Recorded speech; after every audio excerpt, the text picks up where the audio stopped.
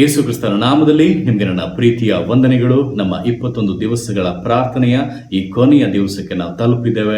ಇಷ್ಟು ದಿವಸಗಳು ನಾವು ಅನೇಕ ಕಾರ್ಯಗಳನ್ನ ವಾಕ್ಯಗಳ ಮೂಲಕವಾಗಿ ತಿಳಿದುಕೊಂಡೆವು, ಅವುಗಳನ್ನು ಧ್ಯಾನಿಸಿದೆವು. ಅವುಗಳ ಮೂಲಕವಾಗಿ ನಿಮ್ಮಲ್ಲಿ ಅನೇಕರು ಪ್ರಯೋಜನ ಪಟ್ಟಿರಿ. ನಿಮ್ಮಲ್ಲಿ ಅನೇಕರು ಹೊಸ ತೀರ್ಮಾನಗಳಿಗೆ, ಹೊಸ ವೈರಾಗ್ಯಕ್ಕೆ ಬಂದಿದ್ದೀರಾ, ದೇವರಲ್ಲಿ ಬಲಗೊಂಡಿದ್ದೀರಾ, ಹೊಸದಾದಂಥ ಒಂದು ಜೀವಿತವನ್ನು ಪ್ರಾರಂಭಿಸಲಿಕ್ಕೆ ಸಿದ್ಧರಾಗಿದ್ದೀರಾ. ಇವುಗಳೆಲ್ಲವನ್ನು ನೆನೆಸಿ ನಾನು ದೇವರಿಗೆ ಸ್ತೋತ್ರಗಳನ್ನು ಸಲ್ಲಿಸುವನಾಗಿದ್ದೇನೆ. ಈ ಒಂದು 21 ದಿವಸದ ಕೊನೆಯ ದಿವಸದಲ್ಲಿ ಕೂಡ ಕೆಲವೊಂದು ವಾಕ್ಯಗಳ ಮೂಲಕವಾಗಿ ಅಧಿಕಾರದ ಕುರಿತಾಗಿ ನಿಮ್ಮ ಸಂಗಡ ನಾನು ಮಾತನಾಡಲಿಕ್ಕೆ ಬಯಸ್ತೇನೆ.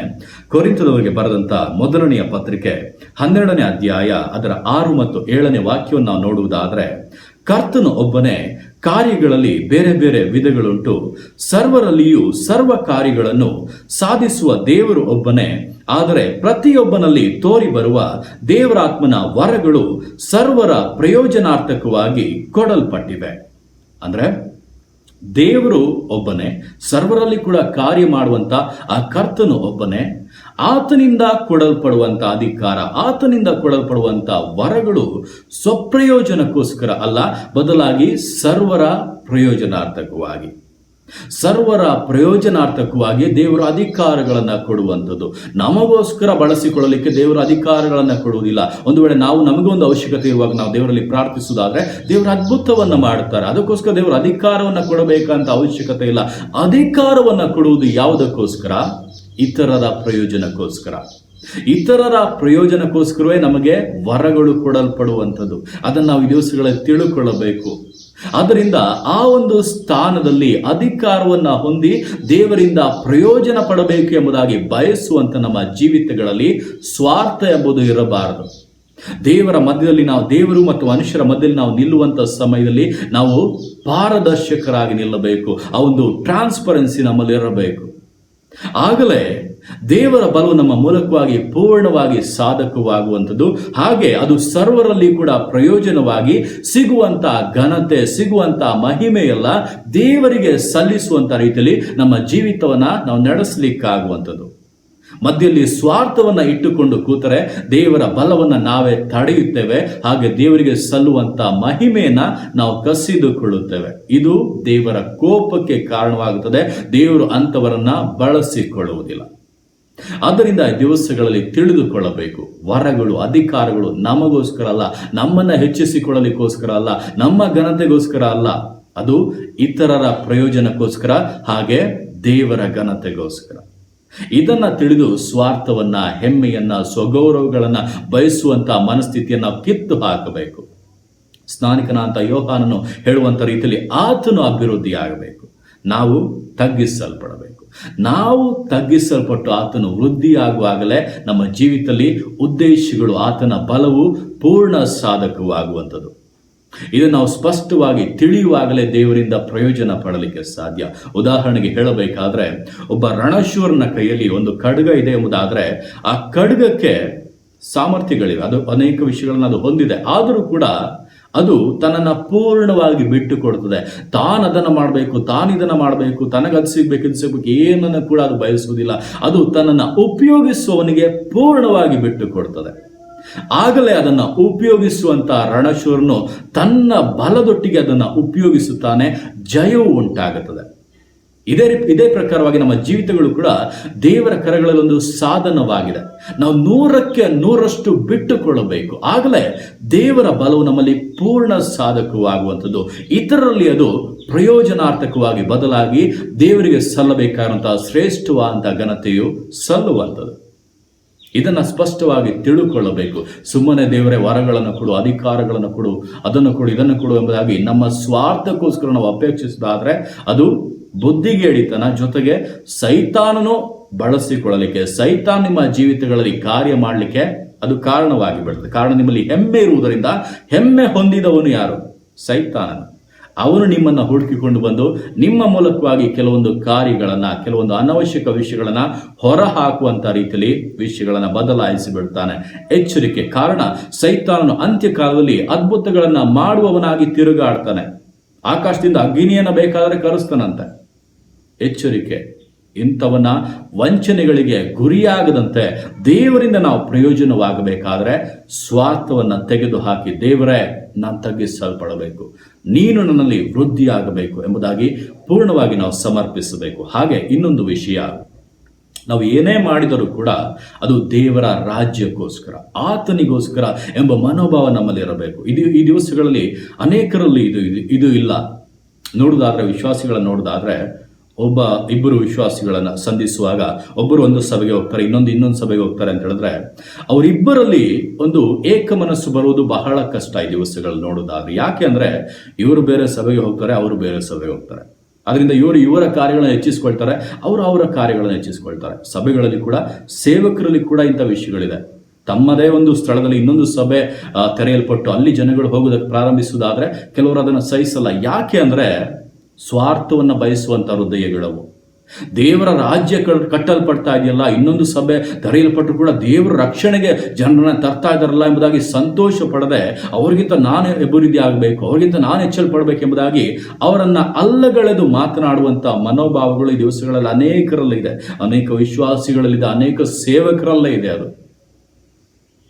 ದೇವರ ವಾಕ್ಯಗಳನ್ನು ಅನುಸರಿಸದೆ ಸ್ವಾರ್ಥದಿಂದ ತುಂಬಿರುವಂತಹ ನಿಮಿತ್ತವಾಗಿಯೇ ಇಂತಹ ಕಾರ್ಯಗಳು ಜೀವಿತಗಳ ಮೂಲಕವಾಗಿ ತೋರ್ಪಡುವಂಥದ್ದು. ಇಂಥವರ ವಿಷಯವಾಗಿ ಇಂಥ ವಿಷಯಗಳನ್ನ ಬಿಟ್ಟು ನಾವು ಯಾವ ರೀತಿಯಾಗಿ ಜೀವಿಸಬೇಕೆಂಬುದಾಗಿ ಅಪೊಸ್ತಲನಾದ ಪೌಲನು ಹೇಳ್ತಾನೆ. ಫಿಲಿಪ್ಪ ಅದರ 2ನೇ ಅಧ್ಯಾಯ 3ನೇ ವಾಕ್ಯದಲ್ಲಿ, ಪಕ್ಷಪಾತದಿಂದಾಗಲಿ ಒಣ ಹೆಮ್ಮೆಯಿಂದಾಗಲಿ ಯಾವುದನ್ನು ಮಾಡದೆ ಪ್ರತಿಯೊಬ್ಬನು ದೀನ ಭಾವದಿಂದ ಮತ್ತೊಬ್ಬನನ್ನು ತನಗಿಂತಲೂ ಶ್ರೇಷ್ಠವೆಂದು ಎಣಿಸಲಿ ಎಂಬುದಾಗಿ. ಈ ದಿವಸಗಳ ಅನೇಕರಿಗೆ ಈ ಒಂದು ಮನೋಭಾವ ಇಲ್ಲ. ಮತ್ತೊಬ್ಬರನ್ನ ತಮಗಿಂತಲೂ ಶ್ರೇಷ್ಠ ಎಂಬುದಾಗಿ ಎಣಿಸುವಂತ ಮನೋಭಾವ ಇಲ್ಲ.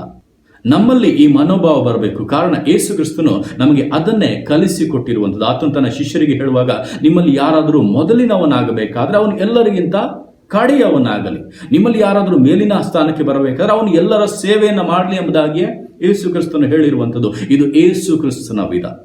ಆತನಿಂದ ಪ್ರಯೋಜನವಾಗಬೇಕಾದ್ರೆ ಆತನ ಕ್ರಮವನ್ನು ಅನುಸರಿಸಲೇಬೇಕು. ನಮ್ಮನ್ನ ದೀನ ಸ್ಥಿತಿಗೆ, ಅವನು ತಗ್ಗಿಸಿಕೊಳ್ಳುವಿಕೆಗೆ ನಮ್ಮನ್ನು ಸಮರ್ಪಿಸಲೇಬೇಕು. ಪೂರ್ಣವಾಗಿ ನಾವು ಒಪ್ಪಿಸಿಕೊಳ್ಳಲೇಬೇಕು. ಆಗಲೇ ದೇವರ ಅಧಿಕಾರವು ನಮ್ಮ ಮೂಲಕವಾಗಿ ಕಾರ್ಯ ಮಾಡುವಂಥದ್ದು. ಸ್ವಾರ್ಥದಿಂದ ತುಂಬಿದವರನ್ನ ದೇವರು ಬಳಸಿಕೊಳ್ಳುವುದಿಲ್ಲ. ಎಚ್ಚೆತ್ತುಕೊಳ್ಳಿ.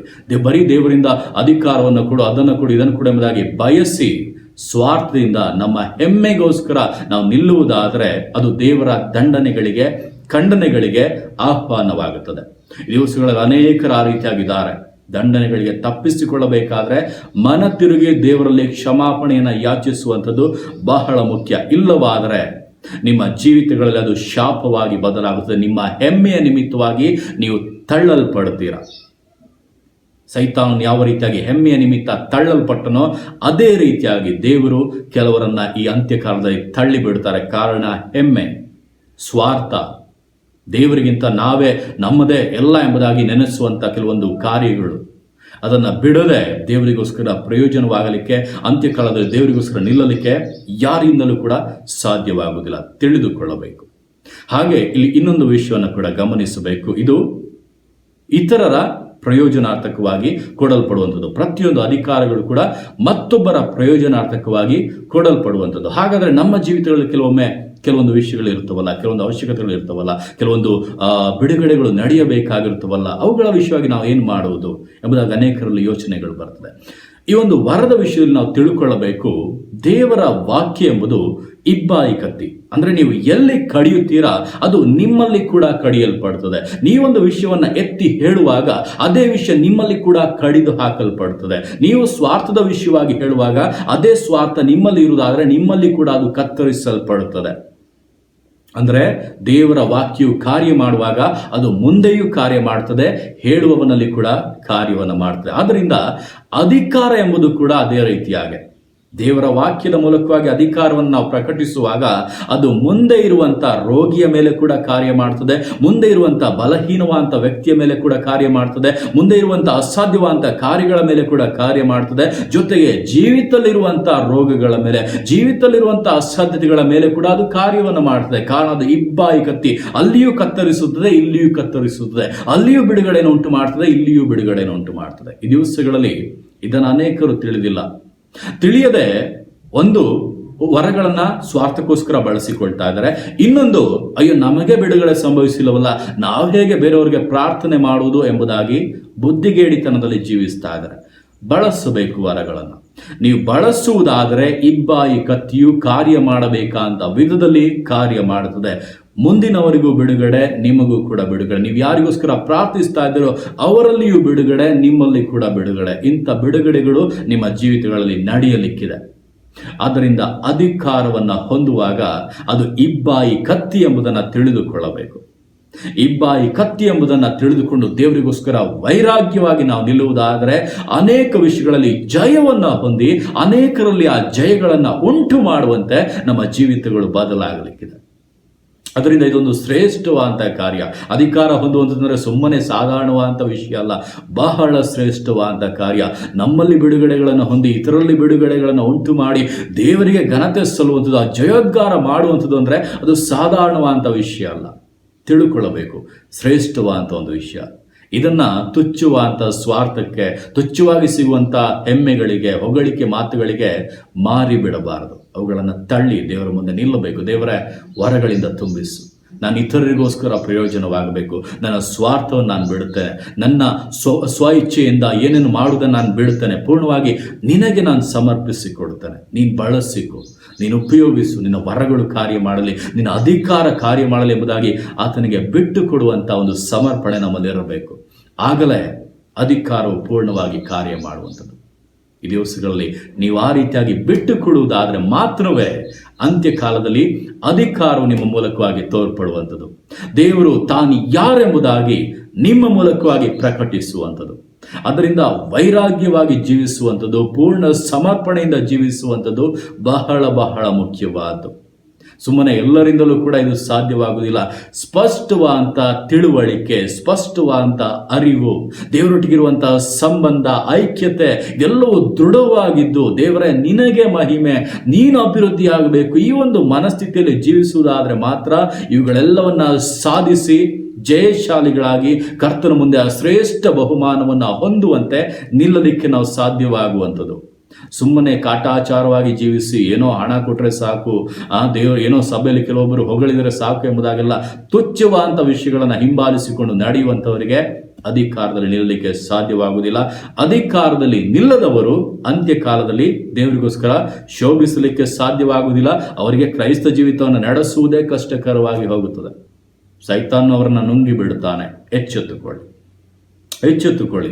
ಸ್ವಾರ್ಥವನ್ನು ಬಿಟ್ಟು, ಪಾಪಗಳನ್ನು ಬಿಟ್ಟು, ಕ್ರಿಸ್ತನಿಗೆ ವಿರೋಧವಾದಂಥ ಕಾರ್ಯಗಳನ್ನು ಬಿಟ್ಟು ಪೂರ್ಣ ಸಮರ್ಪಣೆಯಿಂದ ದೇವರೇ, ನಾನೊಂದು ಸಾಧನವಾಗಿದ್ದೇನೆ, ನನ್ನನ್ನು ಬಳಸಬೇಕಾಗಿರುವಂಥದ್ದು ನೀನು ಎಂಬುದಾಗಿ ಪೂರ್ಣವಾಗಿ ಆತನ ಕರಗಳಲ್ಲಿ ಕೊಟ್ಟು ದೇವರ ನಿನಗೆ ಮಹಿಮೆ ಸಲ್ಲಲಿ ಎಂಬುದಾಗಿ ಆತನಿಗೋಸ್ಕರ ಪಾರದರ್ಶಕತೆಯಲ್ಲಿ ದಿವಸಗಳು ಜೀವಿಸುವುದಾದರೆ ಖಂಡಿತವಾಗಿ ದೇವರ ಅಧಿಕಾರಗಳು ನಿಮ್ಮ ಮೂಲಕವಾಗಿ ಕಾರ್ಯ ಮಾಡ್ತದೆ. ಅದು ಅನೇಕರಲ್ಲಿ ಪ್ರಯೋಜನ ಹೊಂದಿ ದೇವರಿಗೆ ಮಹಿಮೆ ಸಲ್ಲಿಸುವಂತೆ, ನಿಮ್ಮ ಮೂಲಕವಾಗಿ ಹರಿಯುವಂಥ ಆ ಒಂದು ಬಿಡುಗಡೆಯು ನಿಮ್ಮಲ್ಲಿ ಕೂಡ ಪರಿಪೂರ್ಣತೆಯನ್ನು ಉಂಟು ಮಾಡುವಂತೆ ಈ ದಿವಸಗಳು ಬದಲಾಗಲಿಕ್ಕಿದೆ. ಅದರಿಂದ ಅದಕ್ಕೋಸ್ಕರ ಸಮರ್ಪಿಸಿ ಕರ್ತನು ನಿಮ್ಮನ್ನು ಬಳಸುತ್ತಾನೆ, ಉಪಯೋಗಪಡಿಸುತ್ತಾನೆ. ದೇವರಿಗೆ ಶ್ರೇಷ್ಠವಾದಂಥ ಘನತೆಯು ನಿಮ್ಮ ಜೀವಿತಗಳ ಮೂಲಕವಾಗಿ ದಿವಸಗಳಲ್ಲಿ ಸಲ್ಲಲಿಕ್ಕಿದೆ.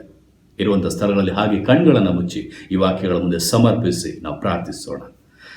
ಯೇಸುವೆ ಸ್ತೋತ್ರ ರಾಜ, ಪರಿಶುದ್ಧನೇ, ಮಹೋನ್ನತನೇ, ಸರ್ವಶಕ್ತನೇ ಅಪ್ಪ ತಂದೆಯೇ, ನಿನಗೆ ಸ್ತೋತ್ರಗಳು ರಾಜ.